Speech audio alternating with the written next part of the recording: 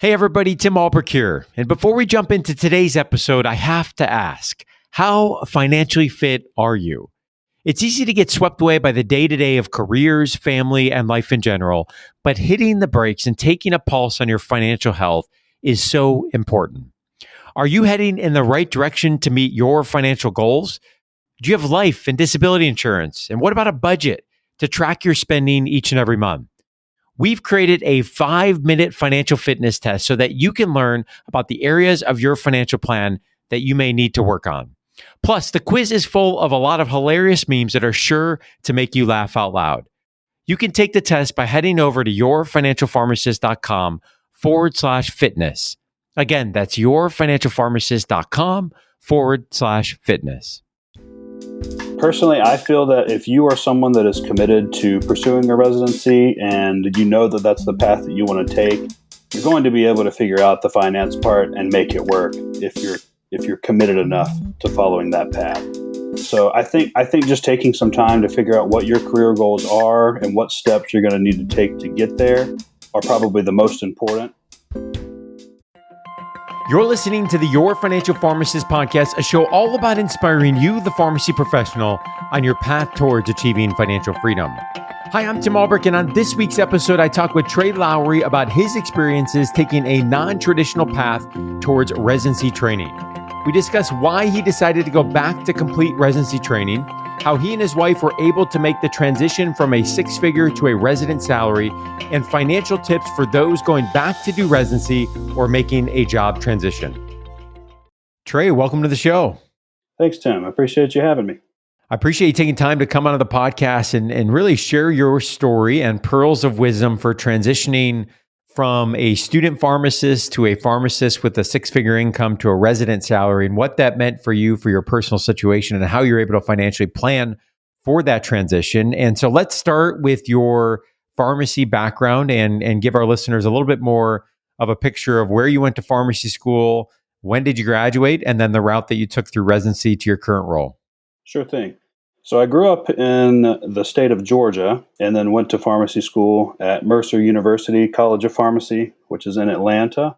I then got married after school, and my wife decided she wanted to pursue a PhD program, and she chose to do so at the University of Iowa. So then we made the transition and moved from Georgia halfway across the country to the great state of Iowa.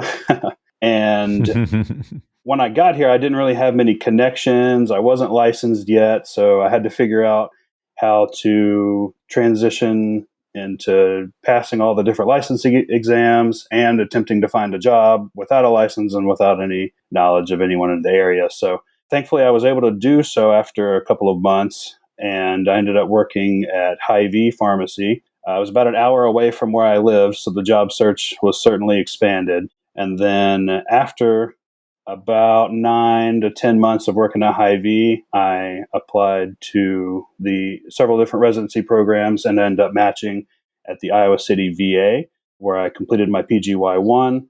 And then after finishing it, I was happy to continue on in my current position as a clinical outpatient pharmacist there at the Iowa City VA as well. And I'm excited to share your story with others, as I suspect there may be many pharmacists out there listening that for whatever reason, didn't complete residency training right out of school, which may have been plan A for them in their mind, or perhaps they discovered later on that they wanted to do residency training, and that could either be a financial decision, that could be a family situation, a move that's going on, it could be a match situation, lots of reasons why folks may not necessarily complete residency right out of school, but there may be an interest to go back and complete a program at a later time. And I think one of the common barriers is, wow, this is a big financial change to be considering, right? Going from student income to finally you got that pharmacist six-figure income, and then, taking a step back at least financially in terms of that resident income. And so we're going to dig into that in more detail here in a little bit, but I want to give our listeners more perspective on your plan A, and then obviously your work that you ended up doing with Hy-Vee. But my understanding is your goal was, if possible, to do residency right after your P4 year.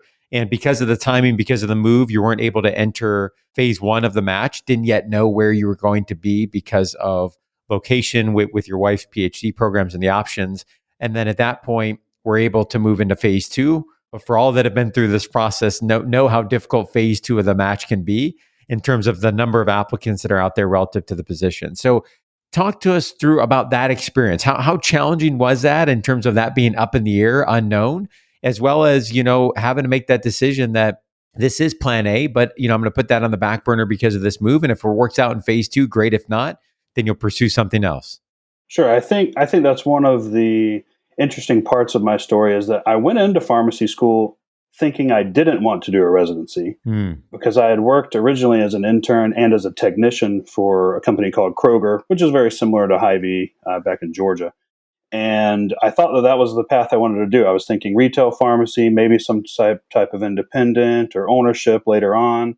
But it wasn't really until my fourth year rotations when I actually got experience in the clinical and hospital side of pharmacy that I really decided, you know what, I actually really like the idea of the work that I'm doing here.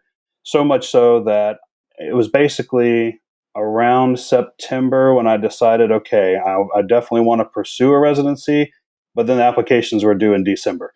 So that was also part of the speeding up process that I had at the time. So I did what I could in those couple of months, try to get some research experience, doing some more experience in the clinical areas and bolster my CV as much as I could.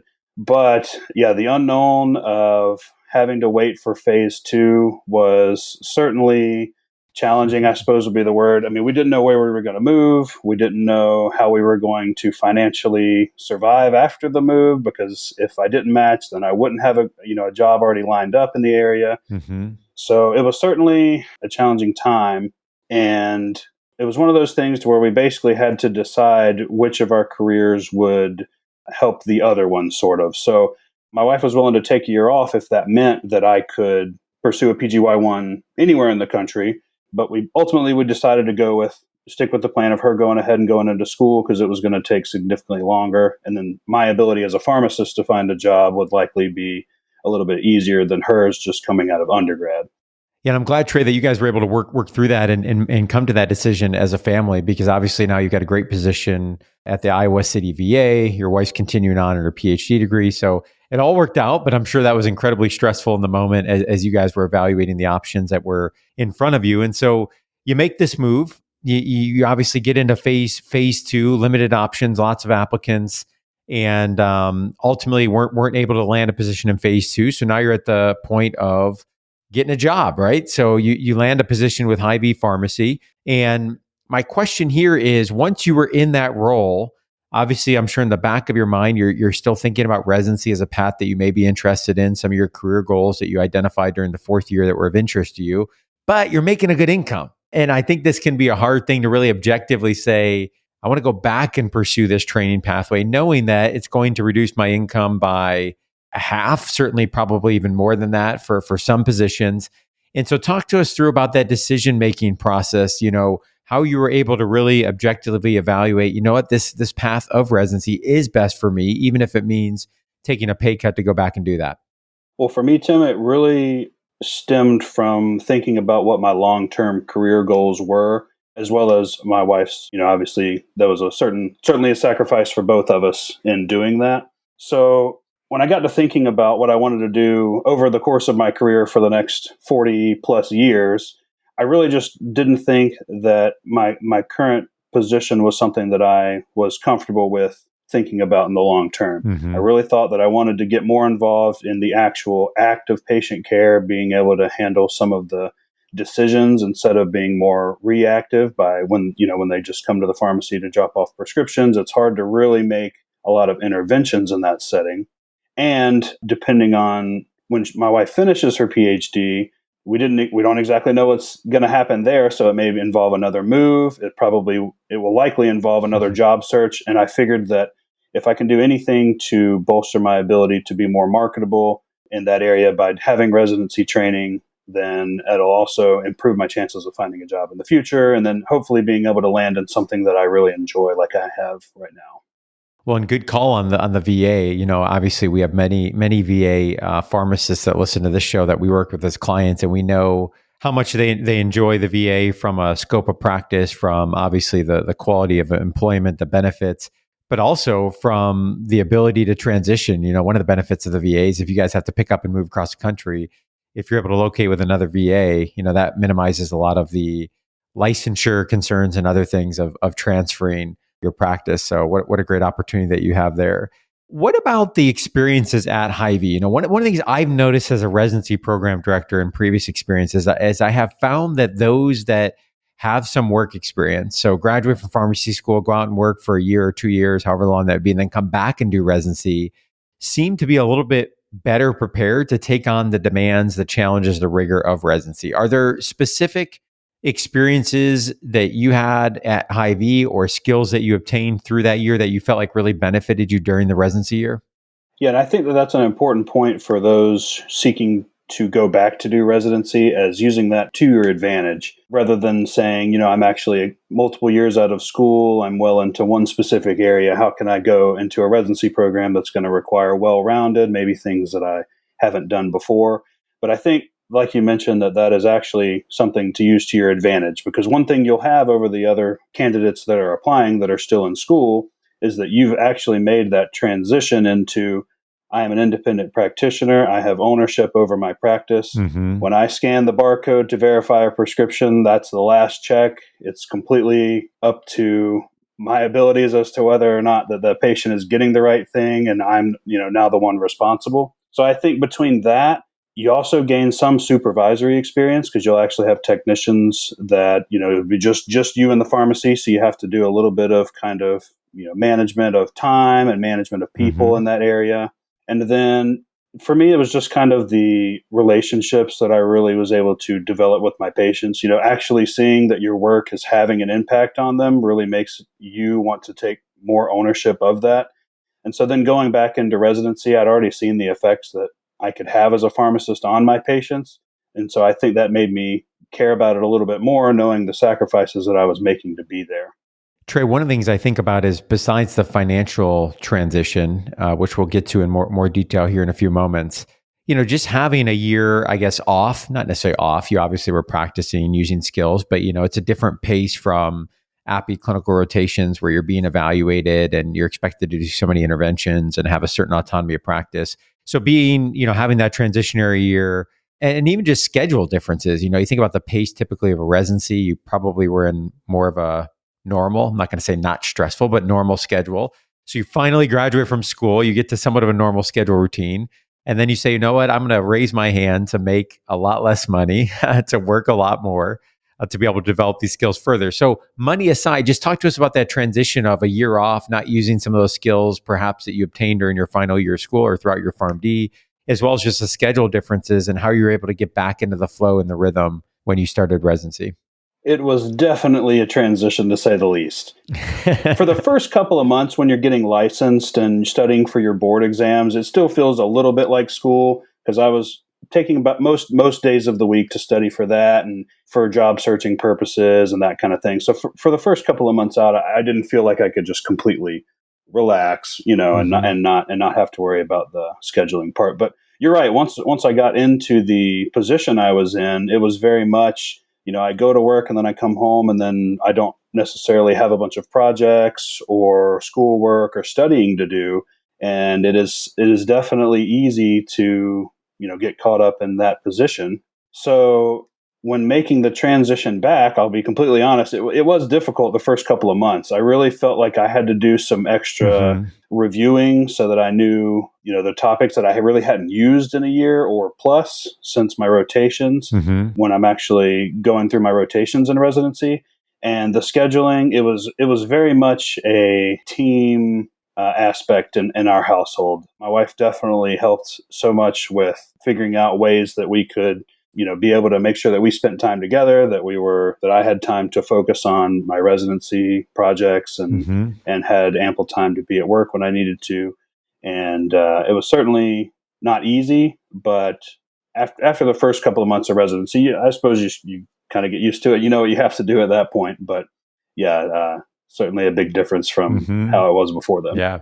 So let's transition to talk about some of the financial tips that you shared with us prior to the interview that I think would be really helpful for folks that are considering a similar pathway, student practicing pharmacists going back to residency, or folks that may be transitioning jobs or careers. I can think of situations where someone's salary might be reduced, or they're looking to go part-time, or they're making a transition to another position that doesn't have the same salary, and just general financial principles that I think are helpful for individuals that find themselves in a similar situation. And the first one that you mentioned, Trey, is to make sure you have a solid budget and solid habits around budgeting before you get started. So tell me about budgeting, how you and your wife created good budgeting habits and effectively budgeted prior to making this transition back into the residency position. What did this look like? So I am thankful that both of my parents are very financially savvy, and both of my wife's parents are the same. So I actually started my first budget when I got my first job at age 16, because for me, I looked at budgeting not as something that was limiting what I got to spend and where I got to spend the money that I was earning, but I felt very relieved in that I could actually allocate where certain parts of my income was going, and then it Mm-hmm. was okay for it to go to those areas. So when we got married, that was very important to me. I'd listened to plenty of examples from different financial advisors throughout the country, and from YFP as well, to where I knew that money can certainly become an issue in marriage, and so we really wanted to focus on that at the Mm. beginning to make sure we're on the same page and go ahead and knock that out.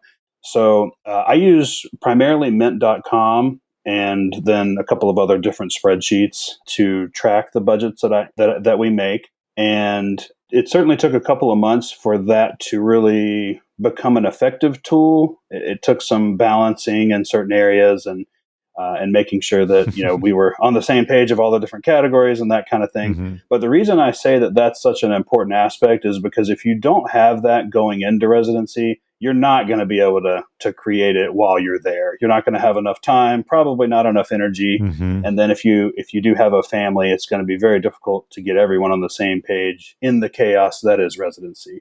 So that's why I recommend, if you can, go ahead and, I mean, useful budgeting, good budgeting habits are beneficial for anyone at any time, I believe.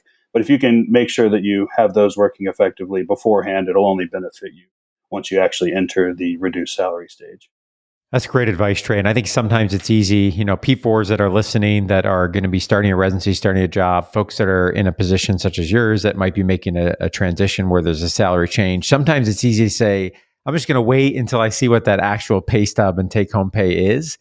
But I think you can get close enough, right? You can estimate close enough, work through the budget. Won't be perfect, but the point is you're being intentional, you're being prepared with the transition, and then you can fine tune and refine it once you actually get that first pay stub and begin to move forward there, knowing that you've been intentional and been prepared. Yeah, we have a budget template for folks that are looking to get started with a budget. If you go to yourfinancialpharmacist.com/budget, we have an Excel template that you can download, work through that. We use a zero-based budgeting method and system, and then you can take that information and plug it into a tool like Mint.com, like YNAB, or any other budgeting tool or software, or good old pen and paper or Excel if that works best for you as well. So that's number one around budgeting. Number two here is increase your emergency fund if you don't already have 3 to 6 months of expenses saved. So why, Trey, did you decide to focus on building an emergency fund prior to residency? How did you guys practically do this? And did you end up having to use that fund at all during residency? So this is something that we did initially upon finishing school. That was kind of our first major goal, and it was fun because it gave us something to work towards together that wasn't high risk, high reward, that kind of thing. It was something that we knew that once we got there, that would just be a Mm-hmm. nice cushion for us to have going forward. So the reason that I would recommend increasing your emergency fund, or at least having the usual is kind of 3 to 6 months expenses is the recommended, Mm-hmm. is because obviously if you're decreasing your salary that much, a $1,000 home repair or a car expense or some kind of unexpected family emergency happens, when you're on a six-figure salary, that isn't that big of a deal. You just say, okay, I'll just move around this part of the budget and we'll cover it. But when you're in a residency salary, let's say you bought a house, you have a family, it's going to be very difficult to make that unexpected expense be able to be covered. And then that could Mm-hmm. lead to things like putting it on a credit card. And then that will only amplify and amplify as things continue to happen. So when you're in residency, the last thing you want to be concerned about, I think, is some kind of unexpected financial emergency. You've got plenty enough on your mind already. So if you can already have a good sized emergency fund going into it, I think that'll just help, everything going forward. That's great stuff. And this third one, really caught me off guard the first time I read it. I had to reread it, and then I got to what you were saying exactly. And it's really a great piece of advice. And that is, look for salaries at prospective residency options. Pick the lowest salary option. Say what? Pick the lowest salary option. Create a new budget using that salary. Depending on the results of your new budget, you may need to make adjustments. I think this tip is gold. Trey, tell us about what you mean by this, why you took this approach, and why this can be so valuable. Like you mentioned earlier, you may not exactly know the dollar amount that you're going to have in your paycheck in order to create a full budget around. So for us, because we knew we were going to be located in the Iowa City area, I knew I was going to be applying for residencies within, a 30-minute hour range and not too much further. Mm-hmm. So I went on the Forecast website, and they have actually all the information regarding the salaries and some of the benefits of each of the programs that you're applying for. And so, when you match, you're very much committed to that program that you matched with. So if you have a bunch of different salary options, or if you're looking all over the US, it certainly, I'm sure, varies.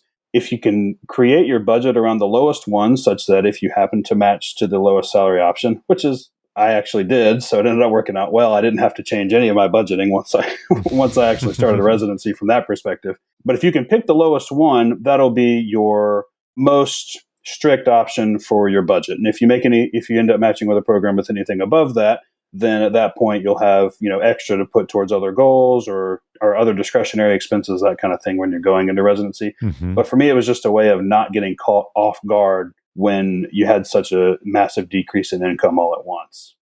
That's great advice, especially considering the separation you can see of resident salaries depending on where they're located, types of roles, and things like that. So, it could be a big difference if you're looking at, I don't know, $48,000 versus $40,000, for example. That can be a significant impact on that year and during that year as well. Number 4 is have a plan for your student loans during residency. What would it be in terms of a YFP podcast if we didn't mention or talk about student loans? So let's go there for a minute. How did you decide to handle your student loans during your first year working and then also in residency? Talk to us about the plan, the approach, the strategy you've taken, and how you ultimately have gotten to that decision that is the best repayment plan and option for you. So when I first, figured out that I was going to be using student loans to get through graduate school, I had to figure out basically what was going to be, my approach to either whether I'm going to pay them off or attempt to go for forgiveness, that kind of thing. When I first started pharmacy school, I really didn't know that there was such a thing as forgiveness. My dad always told me, you know what, you'll make enough, you'll be able to pay it off. It'll be good in the long run. Just go ahead and take them out. You're going to need to because, we couldn't afford to send you all the way through graduate school. So I went through pretty much all the way through school thinking that was going to be my plan, that I was going to pay them off. And then in my 4th year of school, I actually went to a financial advisory meeting led by one Tim Ulbrich from Your Financial Pharmacist. And that is where I discovered that there actually were forgiveness options available, which I had not realized at the time. I feel like I might have already been somewhat committed because the financial gurus that I followed were like Dave Ramsey and some others, which are very much, you took out the debt, you need to attack the debt and tackle it in order to make your other financial goals become a thing. But like I said, I hadn't considered that there were actually other options. Mm-hmm. So ultimately, after looking at the numbers and weighing how we felt about our debt, I did decide to go for the pay it off method, which I'm currently doing now. Although, granted, the 0% interest and no payments are certainly a benefit in that, right? With them being federal. But Mm-hmm. that was what we ultimately decided. And additionally, because my first job was at Hy-Vee and it wasn't at one of the accredited organizations that would qualify for PSLF, I really didn't know if I was ever even going to be in a position to do that. Right. So I did use my first year to do some, paying off of the debt then as well. Yeah, I think that's great, Trey. And as I shared with you before we hit record, as I've said many times on this podcast before, this really is an individual situation. And, I think at the end of the day, it's about having a plan that you understand the options that are out there and you feel confident in evaluating those options and knowing that when you apply those options on top of your personal situation, that you've gotten down the path of the best repayment option or strategy for you personally as an individual. And I think for folks that are listening, this can be a topic that obviously can be overwhelming. There's lots of options. There's forgiveness, there's non-forgiveness, there's federal, there's private. The list goes on, and it can feel overwhelming. It can become paralyzing. And I think really digging in to understand the options is important, and a great piece of advice here for those that are really for anyone with student loans, but especially for those that are going back into a residency position or going through residency training, to make sure that you're using this time to evaluate those options. So I would recommend to our listeners, Tim Church wrote an awesome book on student loans for us, A Pharmacist's Guide to Conquering Student Loans, really an A to Z guide of all things student loans, customized through the pharmacy professional, really meant to go through all of those options and help you apply that to your personal situation. You can learn more about that at pharmdloans.com. Trey, this has been outstanding. I think, for those that are currently in training, going to pursue training, whether it's right from pharmacy school, going back, I think they're going to find a lot of value in your advice. And there's a lot of wisdom here. Any other advice that you have, financial tips, wisdom to share with those that are listening, that are going back into a residency position or going right into a residency position, making this transition? Any tips or advice that you would have for them as they go through that transition? Well, just like with finances, I think that this is really, a personal decision, and it depends on what your career goals are. Personally, I feel that if you are someone that is committed to pursuing a residency and you know that that's the path that you want to take, you're going to be able to figure out the finance part and make it work if you're committed enough to following that path. So I think just taking some time to figure out what your career goals are and what steps you're going to need to take to get there are probably the most important.